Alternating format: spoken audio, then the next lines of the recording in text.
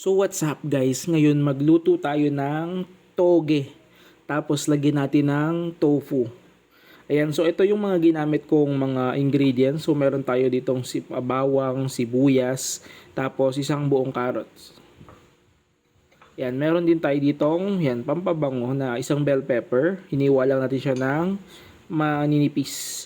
Tapos nakabili tayo dito ng isang pack ng toge. Ayan, tapos meron tayo ditong bali 6 na perasong tofu. Ayan, so ngayon ay lutuin muna natin yung ating tofu hanggang sa mag-golden brown.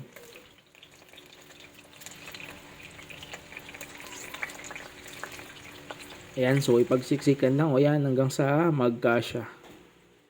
Ayan, so pwede na yan. Tapos hintayin lang natin yan hanggang sa mag-golden brown yung kabilang side. Pagkatapos, pag golden brown na, pwede mo nang balikin. Hindi naman sobrang tostado, yung tamang luto lang kasi fresh naman tong tofu na nabili natin. Yan, tapos ganun lang uli.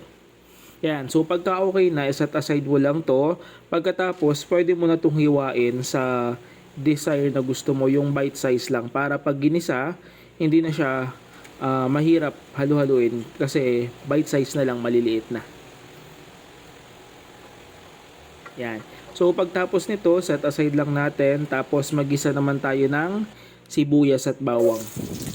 Yan. So gisahin natin yung ating sibuyas at bawang hanggang sa medyo mag-golden brown ito.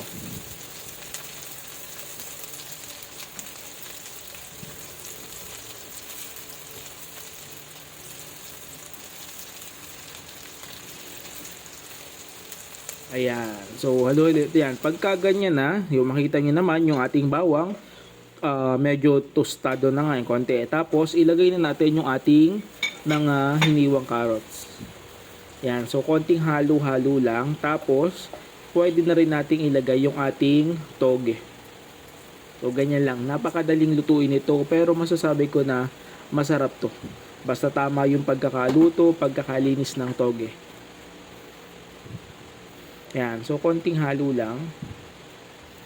Tapos pakuluan lang natin to. So pakuluan natin muna bago natin timplahan ng iba pang mga ingredients. Yun. Ganyan lang, 'di ba? So okay to. Gulay, may protina ka na from tofu, tapos may mga ibang vitamina ka pang makukuha sa gulay natin ginamit. So naglagay tayo ng pampalasa, naglagay tayo ng isang Knorr cube. Tapos naglagay din tayo ng paminta, tapos naglagay din tayo ng konting magic sarap para magical. Yan, pagtapos ito, pwede natin lagyan ng tubig. So depende po kung gaano karaming tubig. Kung gusto mo yung medyo may sabaw, damihan mo konti. Pero pag yung hindi naman, konti lang, mga 1/2 cup lang. Yun. So, ganyan lang. 'Di ba? So, pagkatapos yan, pwede natin ilagay yung ating bell pepper. Ayan. So, medyo nabuo pa yung ating Knorr cubes. So, durugin natin. Yan.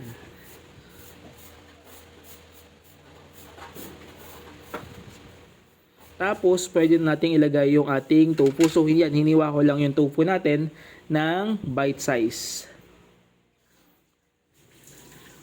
Yan. So, ganyan lang. Tapos, pakuluan lang natin yan ng isa pang beses. Tapos, ilagay na rin natin dyan yung ating mga bell pepper. Isang kulo na lang to, then okay na. Kainan na. Ayan. So, ganyan lang, di ba?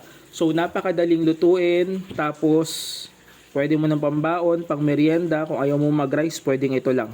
So, yun lang. Kung nagustuhan nyo itong video na to, subukan nyo na. And huwag nyo kalimutang mag-like, mag-share, mag-follow sa aking mga videos sa aking YouTube and Facebook page. Salamat and God bless you all. Bye-bye!